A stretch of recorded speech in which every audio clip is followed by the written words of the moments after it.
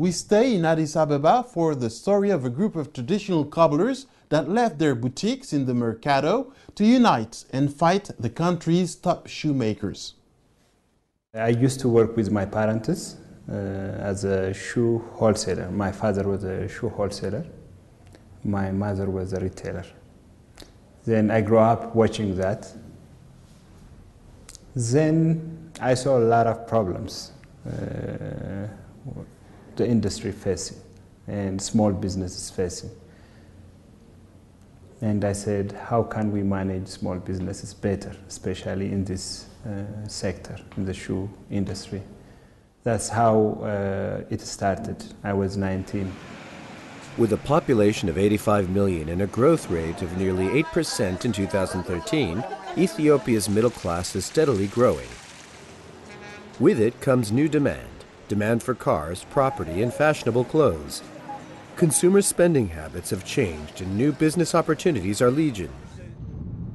Here in the outskirts of the capital, Addis Ababa, Paulo Sendeshaw, a traditional shoemaker from father to son, decided to join forces with his fellow shoemakers to create a community capable of coping with the new demand and tough competition from the majors.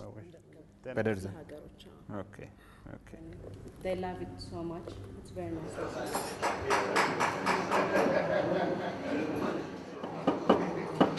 I'm happy with the cooperative, you see, because previously I was producing my own shoes privately and try to sell my own shoes privately. We have enough market. If we can produce quality products, we have many markets locally and externally. I produce in the name of EIFCOOS, I sell in the name of EIFCOOS. So you are in my own workshop, which is part of EIFCOOS, and in my workshop we make men's shoes, especially men's shoes for the export purpose. Sometimes we produce for local. 8 years after it was founded, the cooperative can be considered a success. The craftsmen design and produce 4,000 different models each season, ranging from basic models to luxury shoes for men and women. The producers all work together under the same roof, but they are grouped together by speciality, covering every aspect of the production chain. There are designers working on new ideas and specialists putting the finishing touches to orders. Each has his or her own workshop, workers, and machines. Depending on the type and the quantity of shoes required, the central store provides a list of the raw materials required. The cobbler then takes the leather and other materials to his workshop. 12,000 pairs of shoes are produced here each day. This is a point of pride for the cooperative's 170 craftsmen, who were once struggling to survive on the Mercato, one of Africa's biggest markets. It was impossible to access capital. When we come here, we can easily access capital from development bank. Here, we can sell in groups. So if you want to promote, the promotion cost will be very small. So with this, I am very happy. There are other advantages. The cooperative also has a training center teaching workers and young unemployed people the various trades involved in shoemaking. Today, the lessons are focusing on design. Once they've acquired these skills, they will be guaranteed work in the cooperative, where technicians are always in demand. Furthermore, the traditional shoemakers' children don't always want to follow in their father's footsteps. So here come the shoemakers of tomorrow.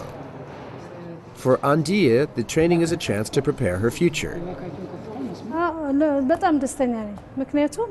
I'm very happy because I was in Mercato before and I didn't have a formal training. Therefore, I'm very grateful to the cooperative because they saw our problem and provided us with such an opportunity.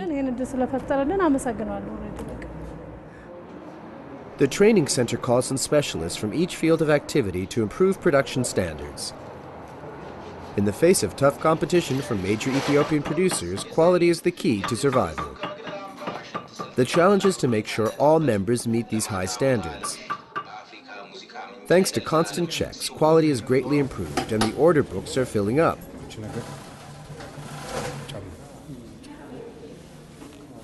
The main success is to come together and to show that it is everybody's problem, what we are facing.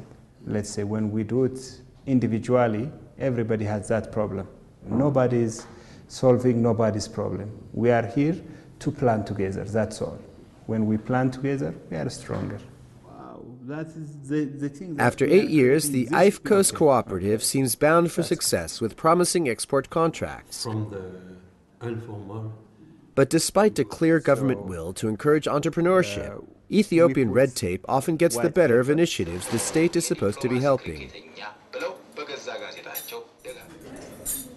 There is a little problem. We came here before 5 or 6 years. Still now, we didn't get loan from the development bank. This stitching machine, as you see, it's old. If the government or the development bank gives us that amount of loan, we can buy some specialized stitching machine.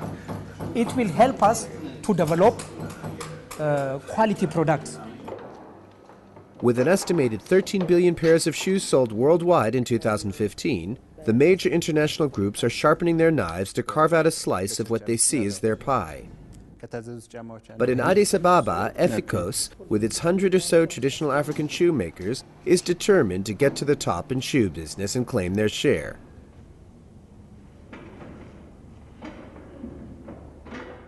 In Djibouti,